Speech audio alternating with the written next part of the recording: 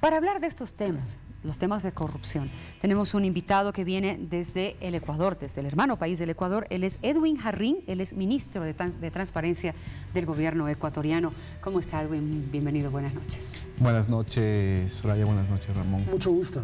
Un saludo a todos y a todas las hermanas bolivianas, un abrazo fuerte y un saludo del pueblo ecuatoriano, un saludo del presidente ecuatoriano. Mucho gusto de tenerlo. Muchísimas gracias. ¿Cómo se lucha? ¿Qué podemos hacer le voy a trasladar la pregunta que hemos hecho hoy. ¿Qué podemos hacer los ciudadanos para luchar contra la corrupción? Yo creo que la corrupción ha sido un flagelo para los pueblos, no solamente para América Latina, creo que para todo el mundo ha sido un flagelo la corrupción. Y creo que en el mensaje que leía esto hace un momento, ¿no? El hecho empieza desde la familia. Yo creo que desde la educación, desde la formación, transformando determinados patrones o valores socioculturales que tenemos, como el hecho de que el éxito está asociado a cuánto dinero puedes acumular en tu vida y que no importa cómo lo hagas, pero el reconocimiento social se viene relacionado directamente al dinero que lo tengas. No importa si explotas a otra persona, no importa si lo adquieres perjudicando a alguien, no te importa ese hecho, sino solamente el hecho es del dinero, porque el éxito te lo van a medir de esa manera. Entonces, ir transformándose esos paradigmas que lastimosamente el capitalismo nos ha metido en la cabeza a todo el mundo, que el éxito está en el dinero, creo que es una base inicial, ¿no? Y a eso, el formar unas generaciones que valoren mucho más el hecho de ser honesto, que valoren mucho más el hecho de ser dignos que el dinero en sí, creo que nos va a permitir ir construyendo una sociedad más equitativa, una sociedad más justa, una sociedad solidaria, ¿no? Que va a ir en la construcción de lo que en el país, en el Ecuador, estamos llamando la construcción del buen vivir, ¿no? ¿Será un problema del capitalismo? Es decir, digamos, ¿el socialismo es menos corrupto? Me parece a mí como que simplificamos mucho las cosas. Yo diría que estoy de acuerdo contigo, no se trata de simplificar las cosas. Yo me refería al hecho de que el capitalismo nos ha metido la idea de que el fin de la vida es el acumular. El acumular y el acumular y el acumular. El éxito está en la billetera. El éxito está en la billetera y en el dinero que tengas y los bienes que acumulaste, ¿no? Creo que ese paradigma es un paradigma que hay que romperlo, ¿no? Creo que eso debe dejar de hacernos vivir en muchos de los sentidos, ¿no? Sino transformar eso. Creo que eso es lo importante y eso es uno de los principios que lastimosamente el capitalismo nos lo ha puesto. Y no significa que un sistema sea menos corrupto que el otro, significa que debemos construir una sociedad que en función de ser honestos, en función de ser dignos, podamos construir esa sociedad equitativa, una sociedad justa, una sociedad solidaria. Edwin, yo estoy de acuerdo contigo en todo lo que has dicho, pero tampoco podemos de alguna manera olvidarnos de la realidad. Y hay mucha gente que tiene bastante familia. Por ejemplo, no sé, acá se me ocurre pensar en algún agente de tránsito que tiene 6 hijos, por ejemplo, y con un sueldo de menos de $100 no le alcanza para mantener a toda su familia. Entonces, obviamente, ve la manera de recibir las coimas de la gente porque tiene que mantener 6 bocas, ¿no? Entonces, ¿el tema pobreza no va ligado también al tema de la corrupción? Yo creería que no es ese un hecho que podríamos vincularlo, porque en ese caso estás trasladando a la pobreza todo el significado de la corrupción y no es así, ¿no? Creo que las condiciones estructurales han venido dadas por hechos más profundos que ese, ¿no? Porque además el corrupto no es solamente en este caso el policía que tiene 6 niños y recibe. El corrupto también es el ciudadano que le da, ¿no? Y no sé cómo lo hacen aquí, pero en el Ecuador, para limpiarse la culpa y la conciencia y decir que no es corrupto, le dicen toma para las colitas, ¿no? O sea, es una frase muy común en el Ecuador, ¿no? Te voy a ir para las colitas y con eso yo me limpio mi conciencia y yo con eso no soy corrupto, no soy nada. Y sin embargo, después salgo y discuto y debato y denuncio al Estado, denuncio al gobierno, denuncio a cualquier funcionario de ser corrupto, después de que he cometido durante mi vida, o esa es una práctica cotidiana que la hago, ¿no? Entonces creo que el hecho es mucho más profundo que solamente la pobreza, porque conforme vayamos construyendo una equidad, ¿sí? Vamos a ir haciéndolo, ¿no? Y han existido en Latinoamérica muchos casos en los que han sido legales, en los que podríamos decir que no ha existido corrupción, pero que han sido totalmente antiéticos y deshonestos, ¿no? Y me refiero al Ecuador, por ejemplo, que tenías entregado el petróleo a las transnacionales y fue totalmente legal. El Estado se beneficiaba en un 20% y las transnacionales del 80%, y eso era legal, ¿no? Eso era el auge de la libre empresa, del libre mercado, y era normal, o sea, eso no había ningún hecho de corrupción. Entonces, cuando le das la vuelta y dices, no, el 100% de estos recursos son del Estado, ¿por qué debemos entregar a la empresa privada esos recursos que son del Estado y que deben ser invertidos en la gente, en el pueblo, en educación, en salud? Deben ser invertidos en el desarrollo social, en el desarrollo productivo de un país. Entonces, evidentemente, no puedes procesar hacia atrás nada porque era legal, pero era totalmente deshonesto y antiético que hayan entregado los recursos del país de la manera que lo habían entregado. Y América Latina, lastimosamente, muchos países, esa fue la práctica, sí lo entregaron. Nosotros también no nos salvamos en eso. Sí, no, por supuesto. En la labor de transparencia, los medios de comunicación juegan un papel muy importante. Es decir, mucha gente acude a los medios de comunicación para que a través del periodismo de investigación se puedan destapar escándalos, casos de corrupción. Ha sucedido aquí, sucede en todas partes del mundo.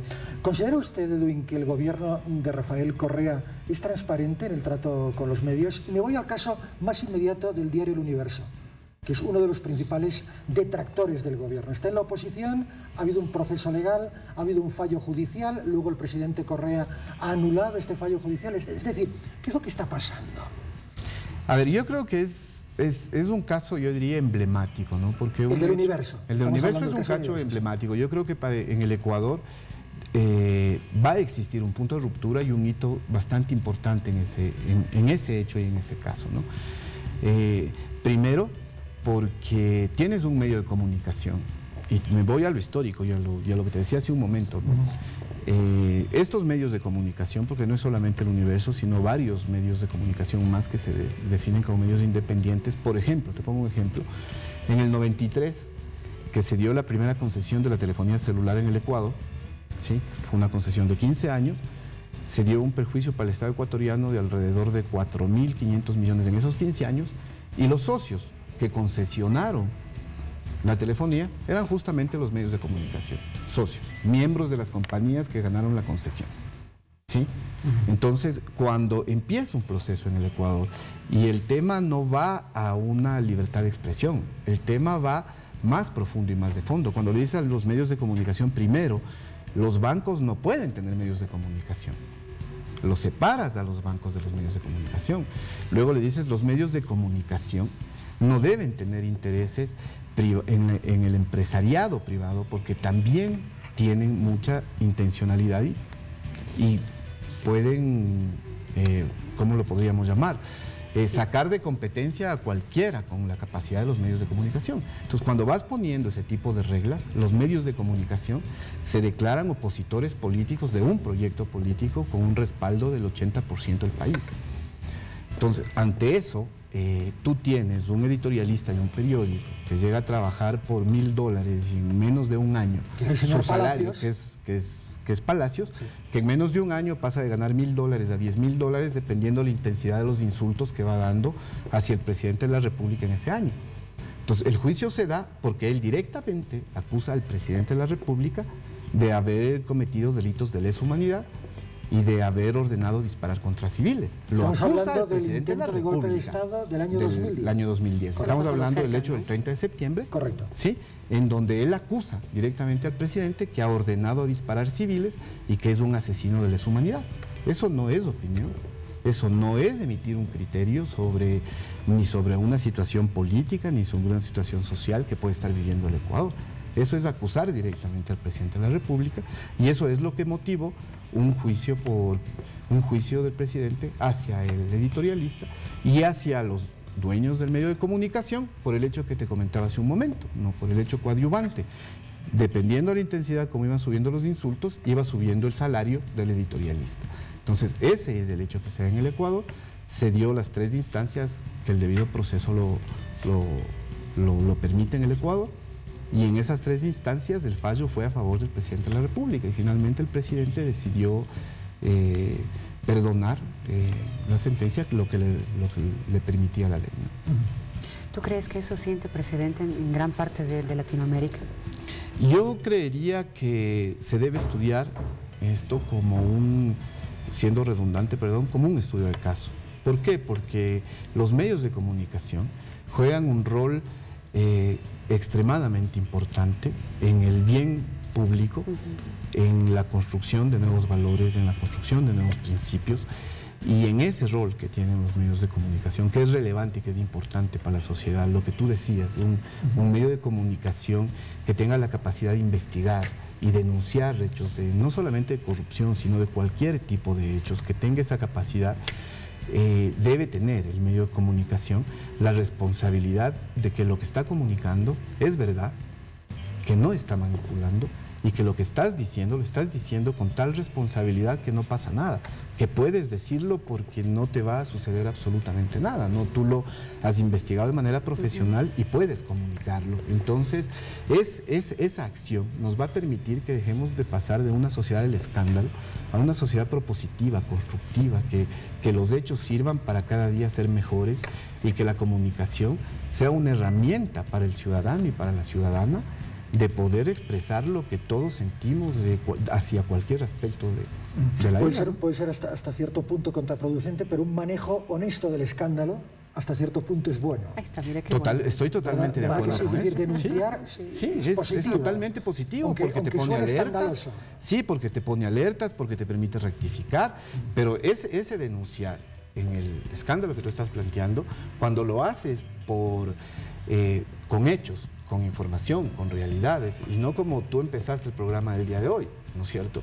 Con esa misma parodia que tú iniciaste el programa, como te pueden venir y decir, ve, te doy para que hables bien, te pueden decir, ve, te doy para que hables mal. ¿Qué pasa, ¿No? Entonces, o en muchos de los casos que ha pasado también y que han sucedido, que el medio de comunicación tiene la información y va donde el funcionario y le dice, ve lo que tengo.